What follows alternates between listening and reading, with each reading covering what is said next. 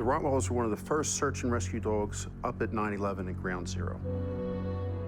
There was so much dust everywhere that anything that was moist at all just blended in with everything else, so there was no way you could see human remains. And as soon as they sent there, we'd pick up, we'd find something, red bag it into the Hazo bags, and then they'd go off for DNA testing so they could bring closure to those families. We couldn't have done it without them.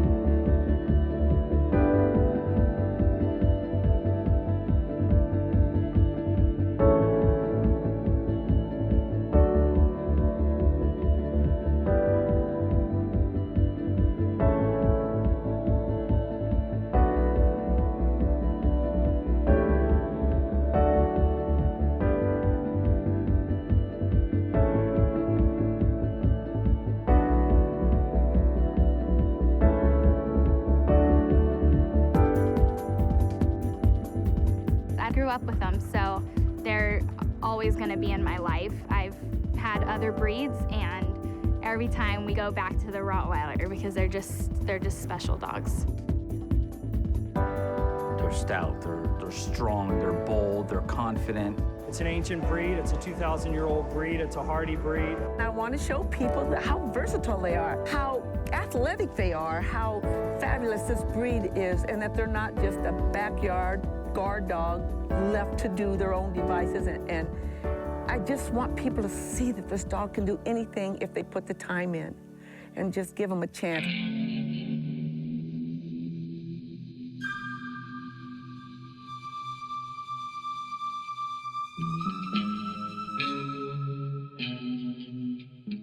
The very first time I saw a Rottweiler, I didn't know what breed of dog it was. And I said, "That's the most beautiful dog I have ever seen." And I have been stuck ever since on the breed. The Rottweiler is really just a working ranch dog. It's a farm dog. It's not a guard dog. It's not a watchdog. It's not a mean, aggressive dog. But it's a dog that can do anything.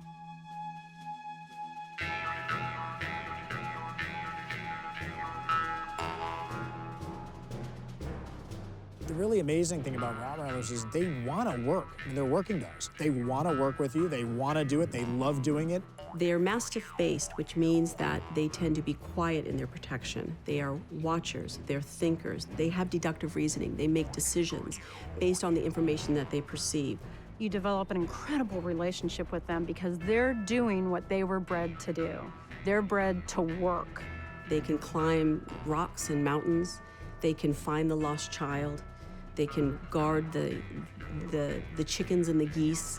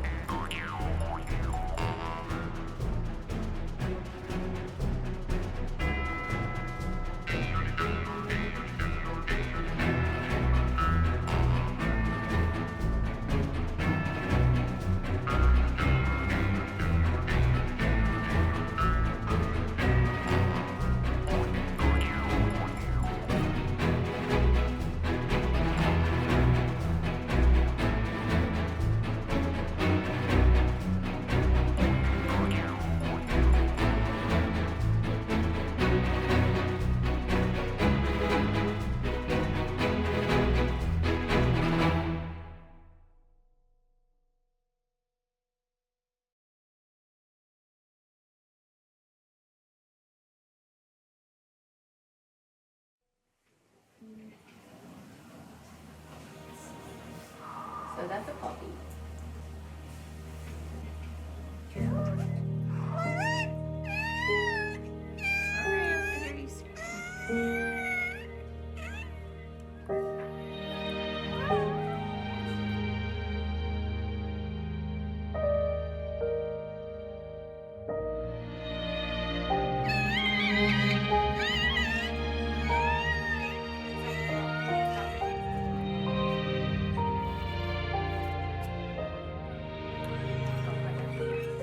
This one, I was like, this is a nice size. Open wide. Where have you been?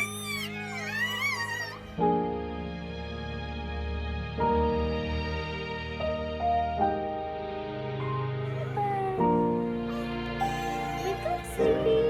Wake up. Wake up. Yeah. Those are your babies.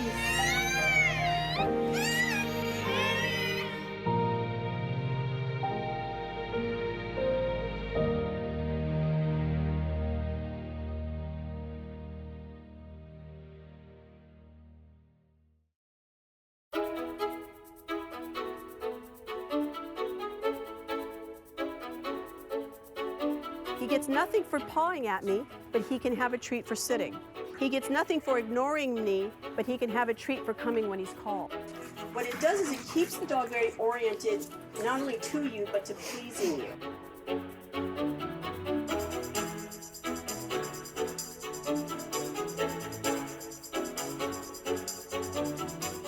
Between weeks 8 and 16 are absolutely crucial for giving the dog a foundation in life, of people being good and trustworthy, of children, of new sights, new sounds, other dogs, big dogs, little dogs. One of the things that we even do here in puppy class, besides socializing and handling and playing and having a great time, is we actually do work on some basic obedience. No one likes a big dog that's lunging at small dogs.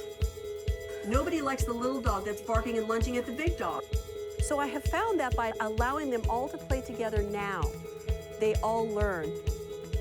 I remember visiting Jill at her house, and it's an odd sensation meeting the woman that you're going to spend the rest of your life with, being surrounded by 6 or 7 Rottweilers.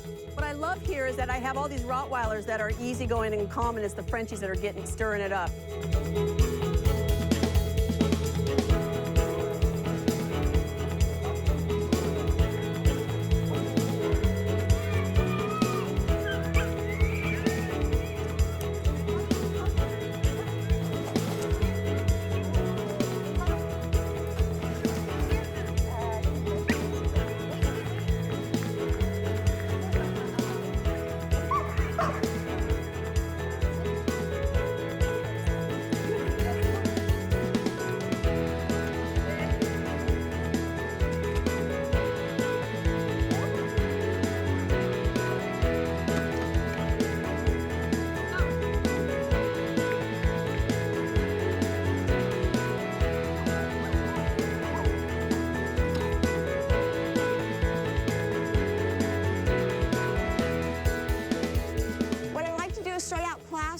With some bonding. And the way we work on this is getting our pups into our laps. I want you guys doing nice, deep breaths. And I want to get you guys getting your pups nice and relaxed. You want to get them nice and calm, working on your breathing, and nice long strokes. We want to look inside their ears.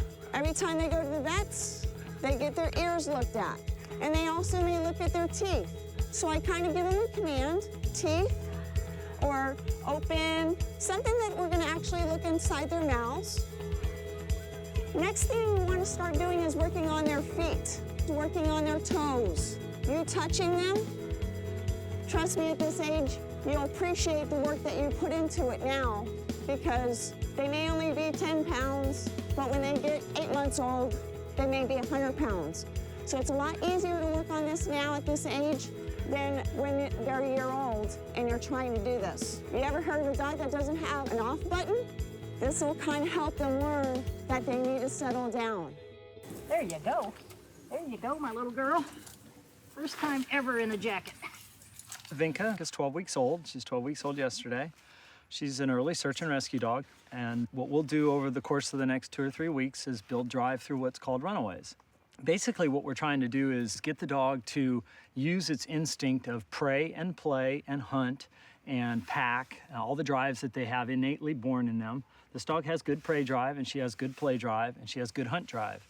What we'll do with the runaway is play a hide-and-seek game where we get her drive built up through agitation, high-pitched squeaky sounds, food.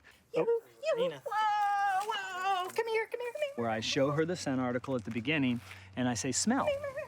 Smell. Come here. And we'll run away to a place where she can see, and she will visually know that the person's there, and then I'll give the search command. Search.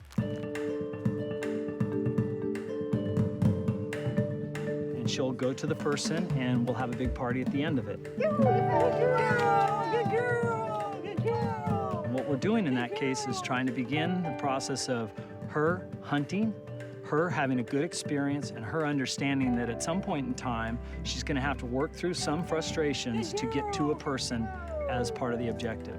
With the whole goal being, this is fun, she and I are a team, and the goal is to find the person that's run away. And then eventually, the dog will have to start using its scent ability Smell. to find that person, Oh, good girl. to have the reward. Search. She's smelling that person's scent, and that scent is specific and discriminatory.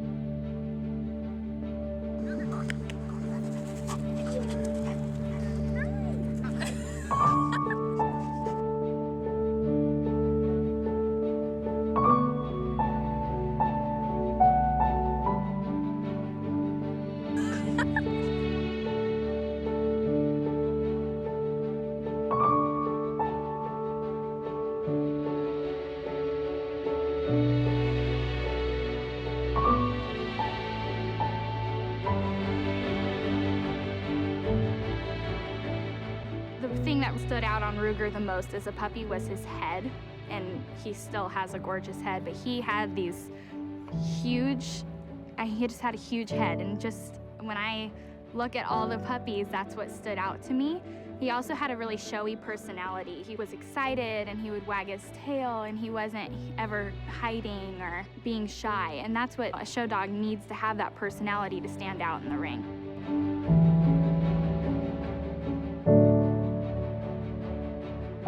Compared to all other breeds, I've had the best experiences with Rottweilers in particular. They're outgoing, they're family dogs. They're always,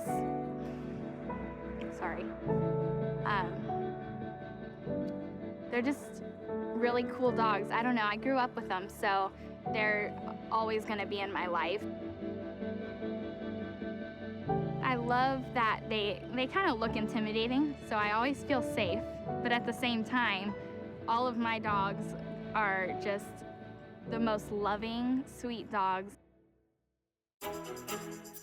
Ruger, do you want to go see Mommy in her class? And go see all the kids? Will it be fun? You go see Mommy and go see all the kids? You want to do that? You want to go? Get your bag and your collar and your leash. We'll get all that. Okay? All right, let's get you.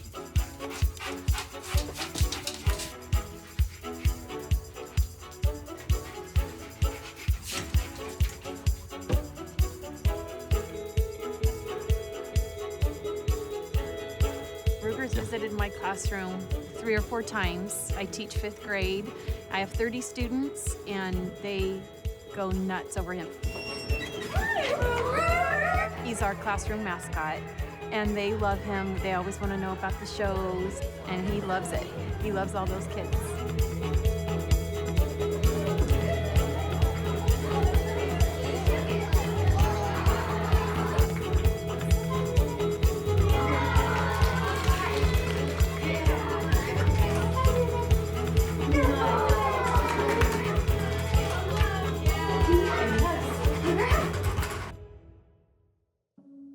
Unfortunately, people, their ideas of the Rottweiler tend to come from the media. They think of them as being a guard dog, as being unstable, as being quick to bite, and there's nothing further from the truth. Because of the portrayal of the dogs oftentimes in media, even in kind of a joking sense like in Ferris Bueller, people have this notion that these dogs are really mean, when in fact there isn't, something that is kind of more opposite from the truth. They're incredibly friendly and kind of thoughtful dogs, but you do have to kind of approach them in the right way, and you have to learn that they're incredibly loyal and they're very, kind of courageous dogs, and there has to be a level of respect. They have to have something to do. They don't need to be bored laying around the house because they'll find something to do. And it may not be what you want them to do, so you just have to train them. There are breeds of dogs where you can kind of get away with it, where they don't really need to be trained.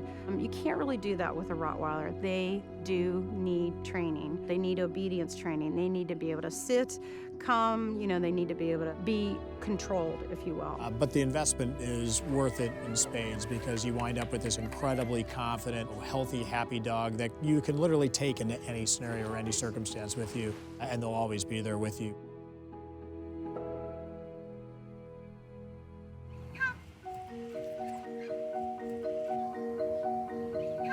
I got Chili at 12 weeks, and us obedience people start with our dogs very early. We sometimes start at 7 weeks if the breeders will let us have the dogs at 7 weeks, but I started at 12.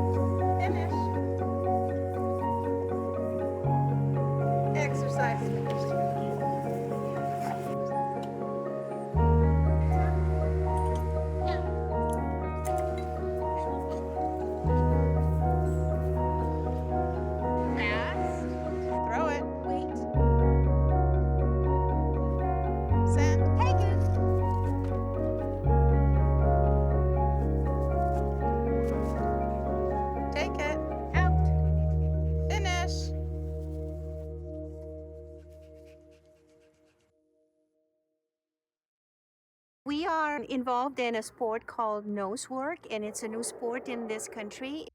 And what we do is we train the dogs for odor obedience in 3 different scents. These are essential oils. One is birch, the other one is anise, and the third one is clove. And we set hides in 4 different environments. We purchase a little travel kit with our little boxes that have a magnet inside. We put the Q-tips impregnated with the scent that we want the dogs to find, and we actually hide them everywhere.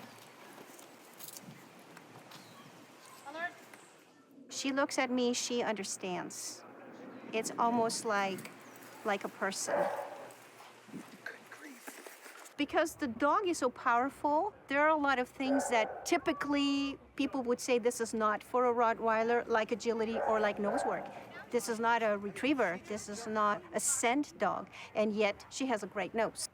She knows when I am sad. She knows when I'm tired. She senses my emotions in a way that no other dog has.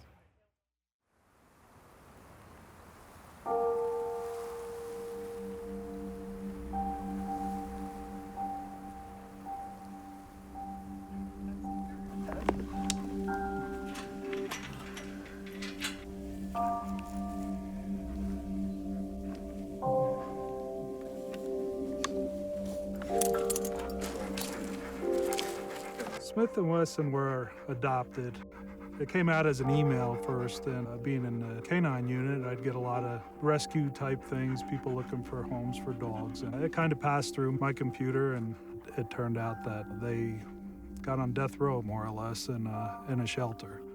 They came from a loving home in the beginning of their life, and through life in itself, they ended up in a bad spot. The evaluation for both of them was, this guy's a man killer, and this one can't live with any other animals. They both have some physical problems. Wesson's cross-eyed, and Smith, she's supposed to be the animal killer, she's got a birth defect on her front legs. So after now having him for a while, I found that their issues that they were evaluated for was Wesson being cross-eyed, can't really see when people are close to him. He doesn't focus on. So that causes him to be a little apprehensive of new people.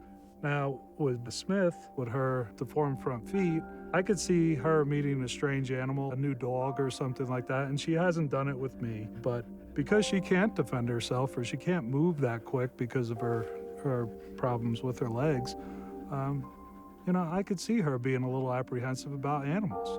Now, she's very trusting of people. Why, I don't know, but I could see another animal coming that she would show aggression, but I don't think enough aggression in order to put him to sleep. You know, once you own a Rottweiler, it's kind of hard not to have one in your life. And I had lost my work dogs, and we were just going to foster them and find a good home for them, and I think they've found their spot. I've always been intrigued about the Rottweiler breed, just a loving dog and just a playful dog, and they just have the ability to do a lot of things. Cody was my first police dog. He was just an unbelievable dog. I actually think that dog understood sentences, not just words. Our court clerk, you know, I've been in front of her 100 times with cases. She was helping me carry some things out, and our hands were full.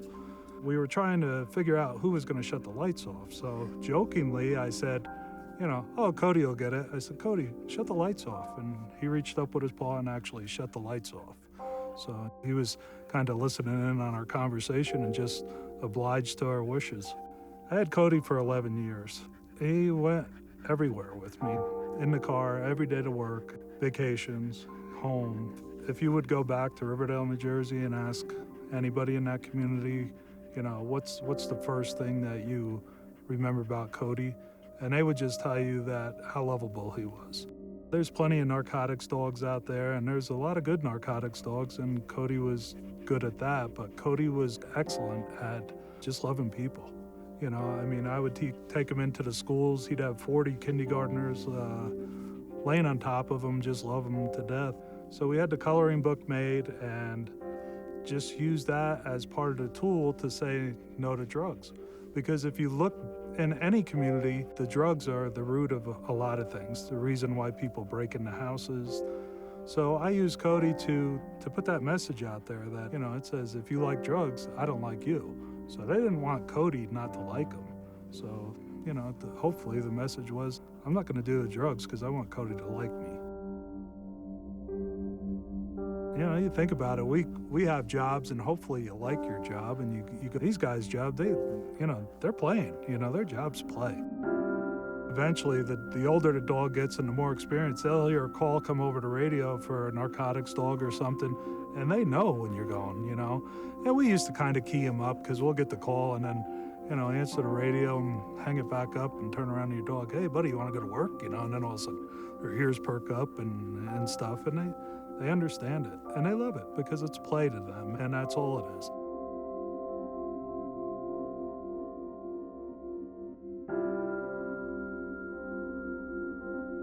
I would list loyalty as first, and lovable as second, and then they are extremely smart.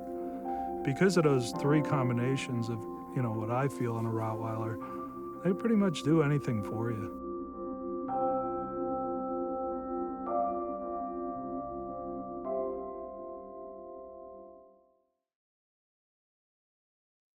There's two different types of search and rescue. One is where you use a canine unit, and the other is where you use civilian units.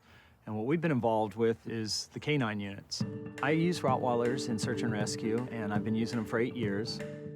Doing search and rescue can be difficult on a physical level, and I believe also on an emotional level. So you do want a dog with a high level of drive. They tend to work better, they tend to be able to hang in there longer. The Rottweiler has an innate desire to work, and it has an innate desire to please. And the ability for the Rottweiler to scent and work through frustration is one of the key attributes that I think make it an excellent search dog. There's 2 disciplines in the canine unit, search and rescue. One's a trailing dog, and the trailing dogs are very scent specific, whereby you would take a scent article from a subject. Shoes are good because they're smelly, and we do scent off of car seats frequently, and they're then to find the person based on that one particular scent. So they are then searching down a path or a street or wherever it may be specifically for that scent. The other type of search with canine is area search. That's general scent, looking for any human scent to clear a large area. Usually 20, 30, 40, 50 plus acres, so a lot of acreage, and they're asked to find any human. The area dog works independently of the handler, off-leash most times. Sometimes they'll get on a leash in an urban environment. Once they find the human, they return to us and alert us. They let us know that they have found the person, and then they lead us to that person. Primarily today, that's Alzheimer's patients or missing children. They're generally not criminal in nature. Gloria is lost. Goodbye.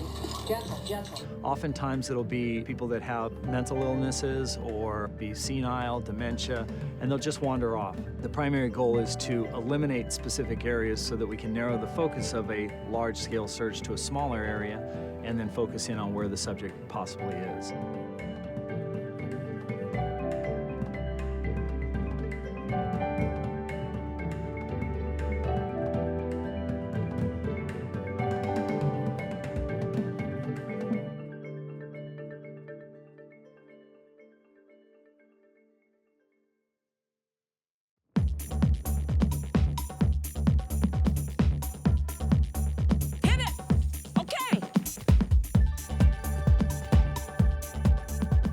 Ziva is 3 years old. We've been competing about a year.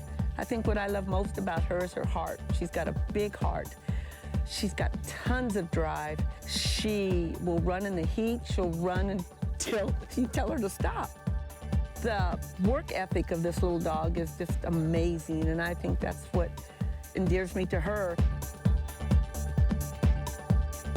I fell in love with Ziva. She has everything I love in so many dogs that I love, and that's the drive, the intelligence, the intensity to focus on a job. When you give them a task, they do everything in their power to figure out what that task is and to take it on.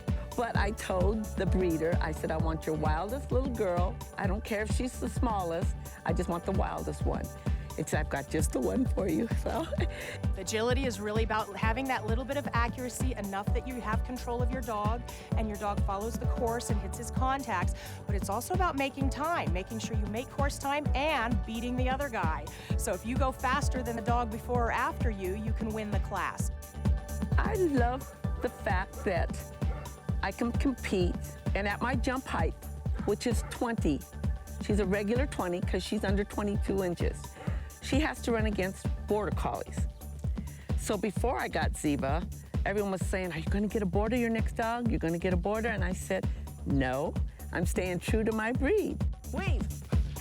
She will work for anybody, but people tell me she runs harder for me because we have learned this together and because my trainer taught me how to handle her and strengthen this bond.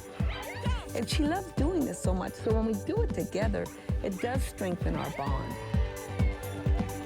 She has a soft side too. At an agility show, there's up to 650 dogs sometimes. And you have to have a dog that will walk in between all the other dogs. People are very leery of Rotties at first, but now everyone comes up and pets her. Hello, Ziva, how are you? You see the weave pulls, there's 12 of them. She must enter that first weave pull on her left side, and then she must exit with the last weave pull on her right side. You see Ziva has a little 2-foot pattern where she's just front feet, 2 feet together. Good girl, Ziva, good girl. You can see the power in Ziva when she jumps. The A-frame has a yellow zone in the bottom, that's called the contact zone. The dog has to get at least a toenail in that yellow or it will be faulty. It's great to watch the fastest dog out there, but it's even more fun to watch that dog and that handler and the relationship that they have together. Are they having fun?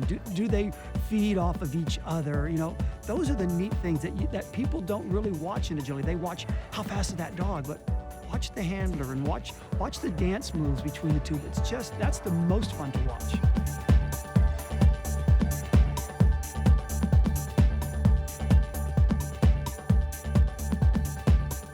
The judge designs the course. They're not looking for speed, they're not looking for efficiency, they're looking for accuracy because, of course, they're the ones that are judging whether or not you knock a bar, you miss a contact, or you have a refusal. But you have to have speed because you get points based on how much under time you are. If the course is 40 seconds and you run the course in 30 seconds, you get 10 points, 10 mock points.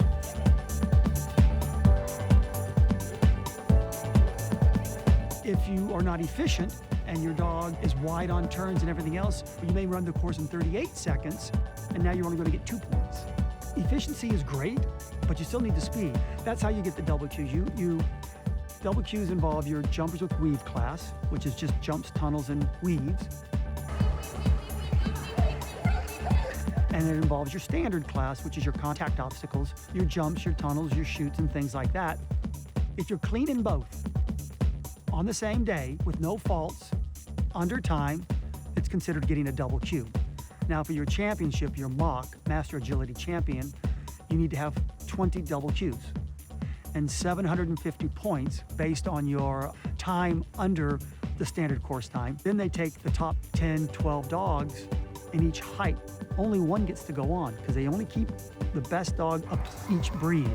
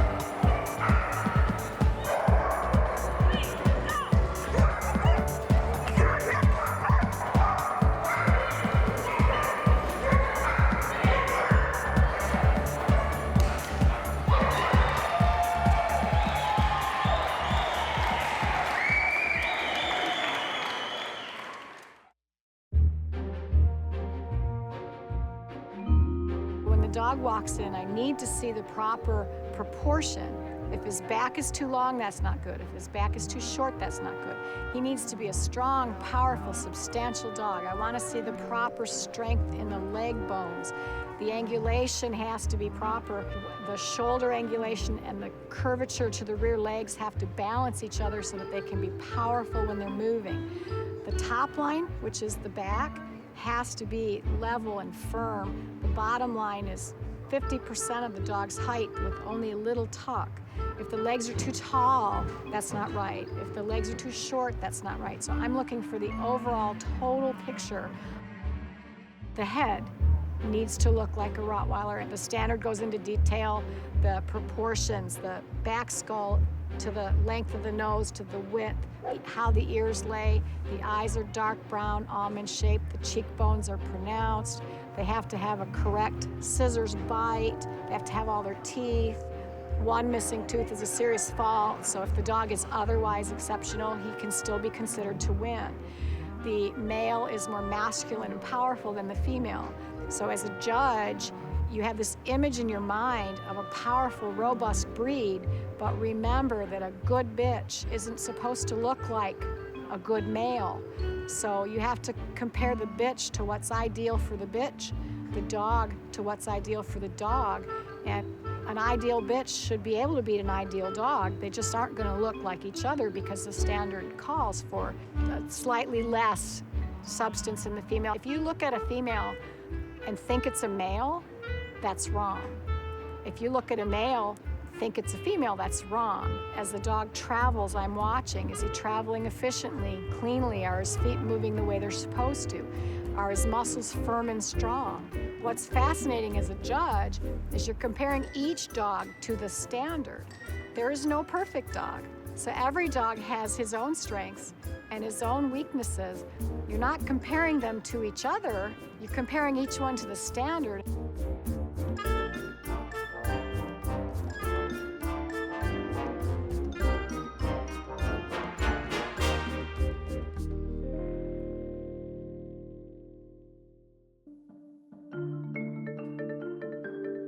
Today we're here at the Santa Barbara Kennel Club in August, the end of summer bash, and I'm going to be showing Ruger today. I'm really hoping to pull out a win. We totally vibe on each other, so if he's not feeling it, then I'm definitely not feeling it. And if I'm not feeling it, he's not feeling it. But if he's like pumped and ready to go, we're just a great team. When I first walk into the ring, I'm definitely a little anxious, but it's like mixed with a lot of adrenaline. And when he walks in there, he just owns it. He plants his feet and he's ready to go. I've never had an issue with him where he moves or doesn't want to show his teeth, and very rarely he'll move a foot or something. And at this level, you really kind of have to be perfect. And every show he's being seen, whether he wins or not, people are going to see him and fall in love with his personality, fall in love with him. Instantly, when she pointed at me and said best of breed, it's like adrenaline just like runs through your body. It's like winning a championship in like a sport. It's a good feeling.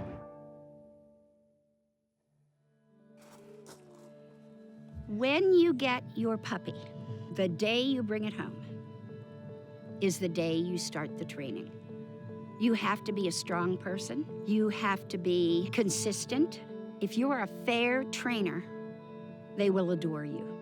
You would be surprised how many times we get those phone calls because the cute little puppy is now 90 pounds. And nobody taught it not to jump on them when it weighed 15 pounds and was going to be a simple project. But if they really are genuinely caring about their dog and wanting to keep that dog, they will go to class, they will have a wonderful citizen if they are consistent. This is a breed that is fabulous, but it's not for everyone. People need to know the responsibility of owning a Rottweiler. They're wonderful. But you have a 2-year-old child. I have 10 of them, and I am responsible for every single one of them. We had someone call that was turning in their Rottweiler because they got beige carpeting and the dog was 10 years old, and the dog hair showed up on their beige carpeting and they were turning the dog in to rescue. We can't take a 10-year-old dog unless we have an application from someone who says, I am willing to take a senior dog. And I said to these people, you need to take that dog to your veterinarian. You need to lay that dog's head in your lap and thank him for the 10 wonderful years he gave you as your friend. And you need to humanely put him to sleep, not dump him somewhere for your conscience. We get those all the time. I'm moving tomorrow. You better come get this dog now. Well, this was a wonderful dog. Where did you get the dog? I cannot remember. We try and find out where they bought the dog because most ethical breeders and reputable breeders want their dogs back. But then there are the puppy sellers, and they always have an excuse. I don't have enough room. I have too many dogs right now. I can't take that dog back. Put it on Craigslist. This is what we hear every single day in rescue.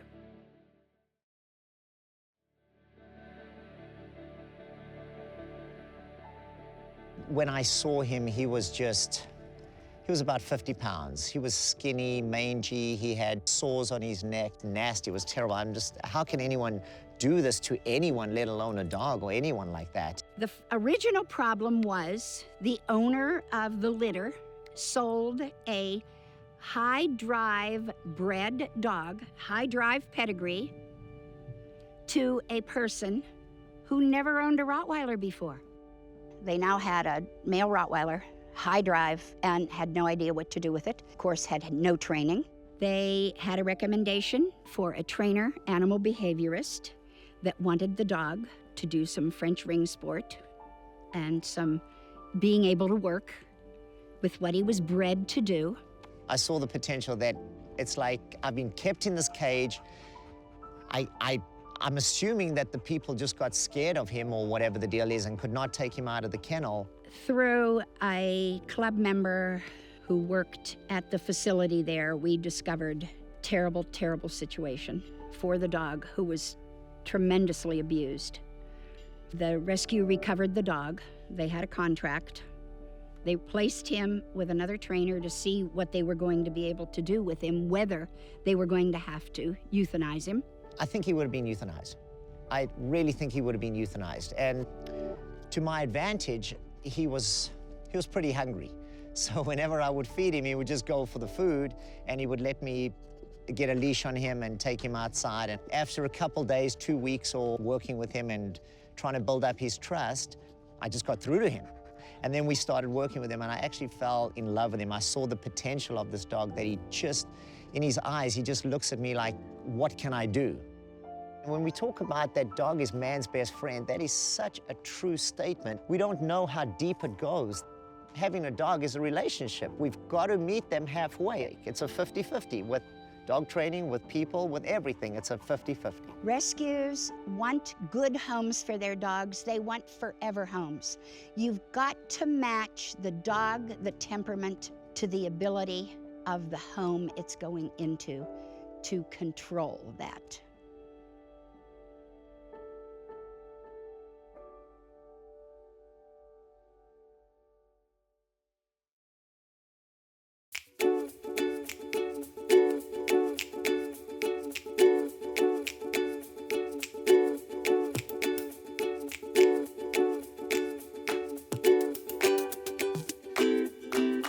We introduced her to the cart, and that took about 3 weeks before she was fairly comfortable with it. And then after that, she just blossomed, and she really enjoys working. She loves to put 100 pounds on the cart, and she's fine. She can pull me, or she'll pull my husband, and it's like the more she's working, the happier she is. I think it makes them feel like they have a job, and then they don't have to worry about being stressed. They can worry about pulling the cart. The history of this breed, and a lot of other breeds in the background of the Rottweiler, were carting dogs, because in Europe, in the Middle Ages on up, people owned such small plots of land, they couldn't afford to use most of it for hay for an oxen or a horse. So their farm dog did everything they needed it to. Hook it to the dog cart, it could take the milk to market. It took the children to Sunday school.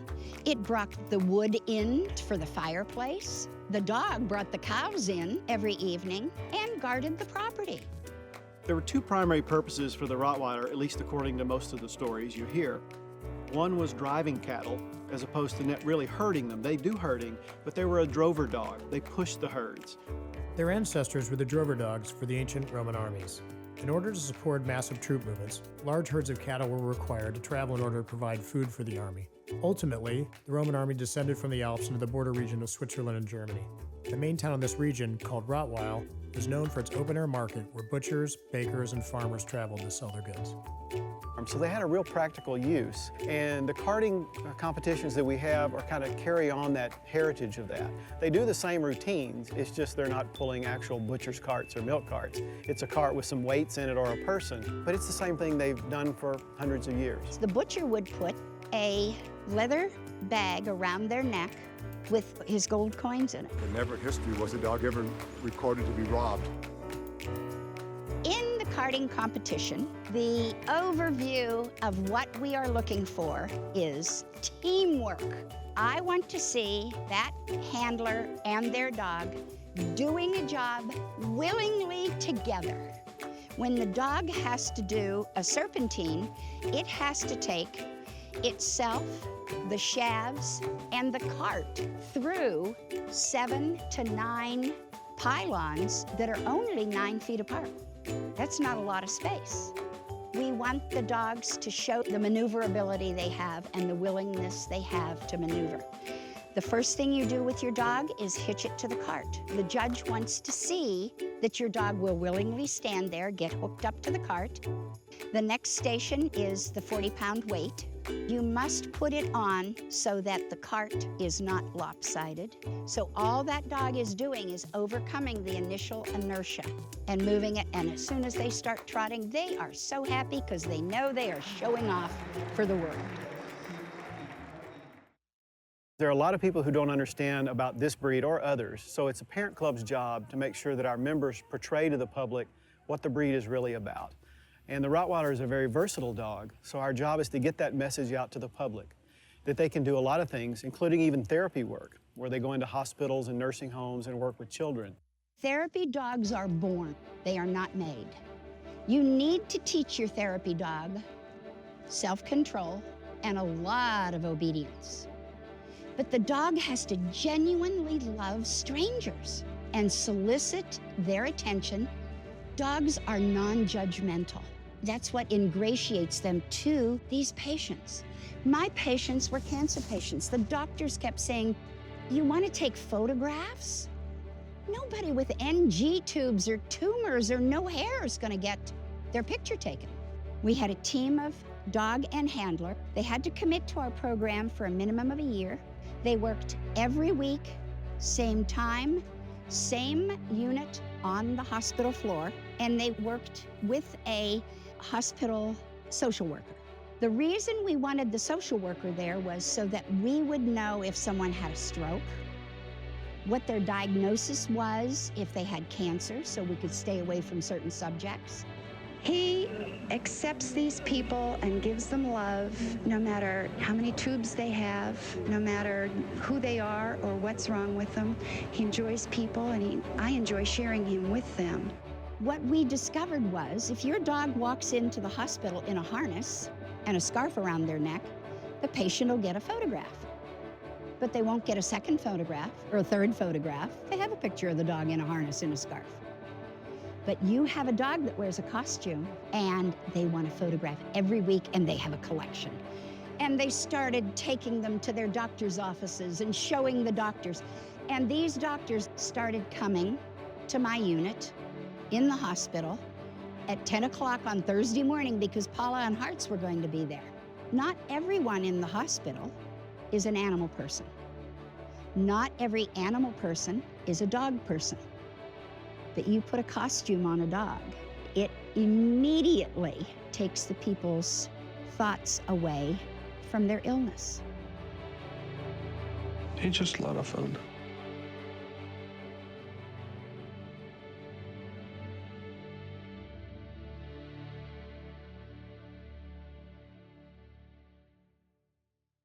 May of last year, a horrific scene just outside Hemet High.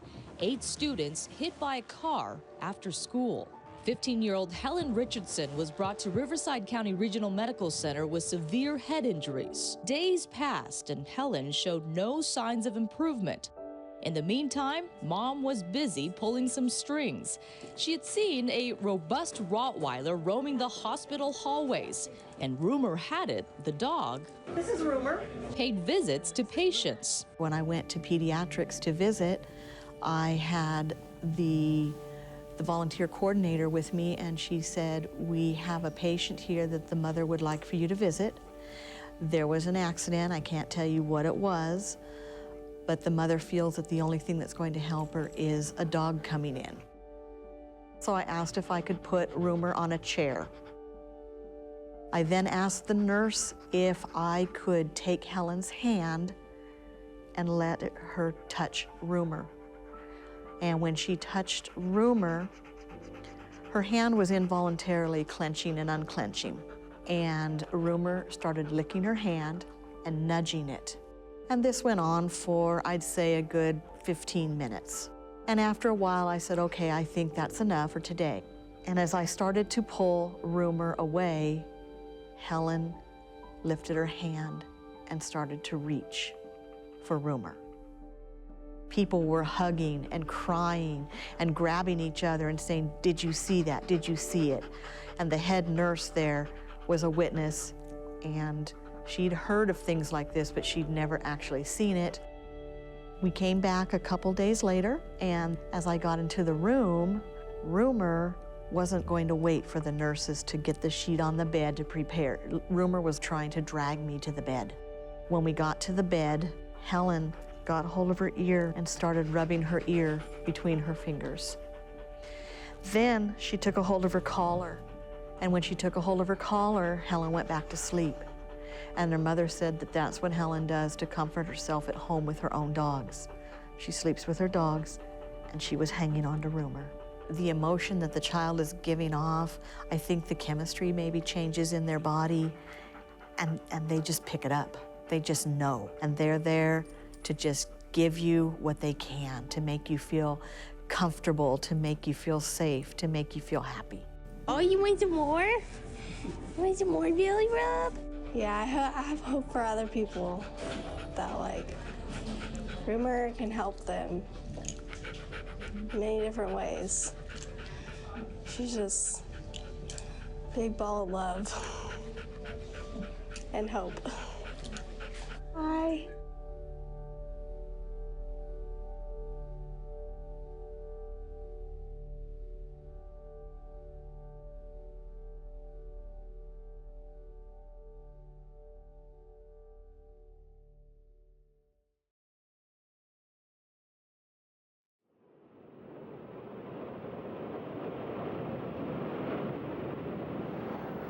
Freedom, Manhattan. Collapse, major collapse, major collapse. The World Trade Center's collapsed. Building 2 has collapsed. You knew it wasn't good. You knew there was a lot of people trying to get out of the city, and there was a lot of people trying to get into that building. My job when I first went in was to transport some of this medical personnel into New York. And when I went in there, I saw, I believe it was a lieutenant from NYPD, and I'm just thinking, I have this search and rescue dog sitting back there, and we need to put her to work. He told me that it was still too hot in there and that they're not deploying dogs right away and definitely come back. So that's what I did on Wednesday morning. I headed back in with Callie to go to work at the Trade Center. The Rottweilers were one of the first search and rescue dogs up at 9/11 at Ground Zero. Bloodhounds are your best search and rescue dog, the best scent dogs. Problem is the bloodhounds won't listen to you. They will just pull you onto the different scents. And there was too much heavy equipment going back and forth. And the Rottweiler would listen to us. If it's in a bucket being lowered in, or one of those big dump trucks, and there's just hundreds and hundreds every day going all over the place. There might have been 3, 4, 5 dogs. And then we would be called into what they called voids. They were pretty much just a place that maybe a person could have been in that was, you know, a survivable type of hole, let's say. So we were called in with the dogs to search those voids. Some of the stuff was in parking decks, you know, which you had to go underground, and then some of it was on top of the pile. We found out quickly after we were there, we knew this was not going to be a rescue effort, which is what we thought we were going to be doing. This was a recovery effort.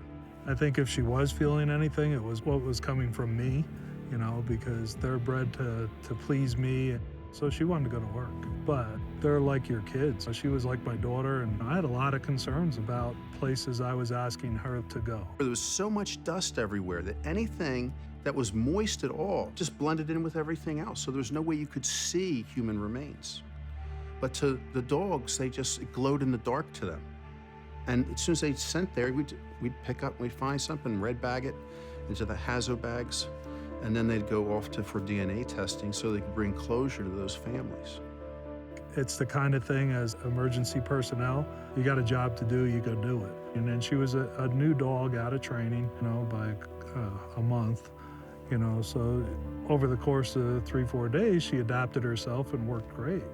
She just went to work and did what she did what I asked her to do. The Rottweilers would watch our body language, and we can just give them hand signals to do what we needed them to do. It was bad, but they really took care of the dog. You know, when you put the dog to work and you came back into that, they washed the dog, their pads were clean. They offered you little booties for them to wear. You were on rubble. That rubble was everywhere. The Rottweilers could maneuver themselves much better than we could. And we even had boots that we put on their feet to protect their feet from the jagged edges of not only the bricks and stuff that had crumbled, but there's also steel and everything else there. And you'd put their feet in here, and then we'd use this to go around the leg to hold it on from the back of the foot. Callie just wouldn't wear them. She wanted to shake them off her feet when you put them on. They cleaned their ears, they cleaned their eyes, they cleaned their noses, their feet. So the care for the animals that were working there was unbelievable. They didn't know what they were finding. They just knew when they did it, we gave them a lot of love and affection. And so that's why they wanted to do it more. But we couldn't have done it without them. Callie was a casualty of the 9/11 because she only lived to 6 years old. Her kidneys just shut down. So she didn't really have a long career. The career she did have was, part of history.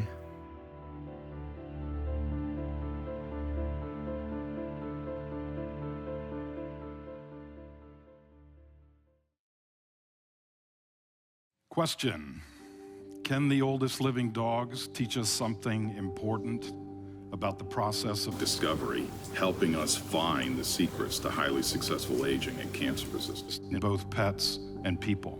We began studying aging in Rottweilers in 1999 when we collected a vast amount of medical and health information on over 800 dogs living in the United States and Canada, and we got the first glimpse of this tiny group of 21 Rottweilers who had lived to the age of 13, which would be equivalent to a 100-year-old person. And we know Rottweilers are a cancer-prone breed, but guess what? These 21 exceptionally long-lived dogs were cancer-resistant. Does Zoe recognize all the people that she should recognize and other dogs? Does she ever seem to be disoriented or stare off into space? Checking her medical history, she's never been diagnosed with any cancers. No. So she fits the bill for so many of these dogs that they're cancer resistant. Even though the Rottweiler breed is so cancer prone, they're cancer resistant. There's a second lesson that the oldest old Rotties want to teach us, and it has to do with stress and aging. These long-lived Rotties have figured out how to sidestep the age-related increase in stress hormone. Now we need to figure out how they do it. That's a 104-year-old woman. Hip arthritis in both hips, but other than that, really great knees and intact neurologic function, and she can even trot like that. As you grow older, you have increased levels of stress hormone, and that can do nasty things like suppress the immune system, decrease cognitive function, and also accelerate tumor growth. I think it's cool to consider that this breed is on the forefront of scientific discovery. 40% of the dogs are walking around with low levels of cortisol. Okay, you say that makes a little bit sense because these are ancient dogs. And maybe their adrenal glands that produce cortisol are wearing out. But we did something very clever in our study.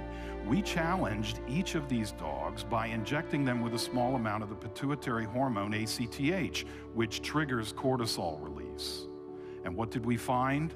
All of these dogs that are walking around with low cortisol maintain a youthful response to challenge. If you wanted to win a 100-year race, you would not sprint it, would you? You would cool down the machine, but you would also want to retain a youthful response to challenge.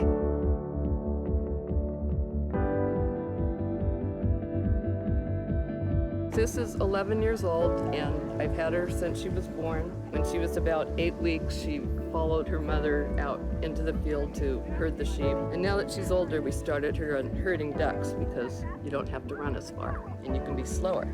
So she's still enjoying that a lot. When I've had dogs that are doing herding, and the more active they are, the longer they live, the happier they are. They're just a really incredible breed, and they have the drive to perform. They have the physical ability to perform, and they're just wonderful to live with. Cattle need a dog that are constantly putting things together because, especially American cattle, they don't stay together so good. And the dogs are always having to work to keep them together. Sheep, on the other hand, want to stay together. So the dog is working more like a single unit. So they have to work further back because that lead sheep will direct where all the others go. So you're training the working dog how to be a herding dog. And the Rottweiler had a work ethic that wasn't like the other breeds. The Rottweiler came out and said, okay, I'll do that job. Okay, it's hard, but I'll still do that job. But the best part was they wanted to do the job. And I hate a quitter. I hate a quitter in people, and I hate quitters in dogs. And they just didn't quit. And I love that about them. Make them part of the family, and you'll have the most wonderful companion you could ever have. The loyalty and the love will always be there. I just love his companionship and how he always has to be by us. It's just really endearing, and their companionship is just amazing.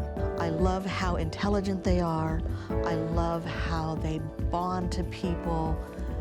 I just love them. There's so much to love about Rottweilers. They are very level-headed dogs. They take the training very well, and they're smart. I love my breed.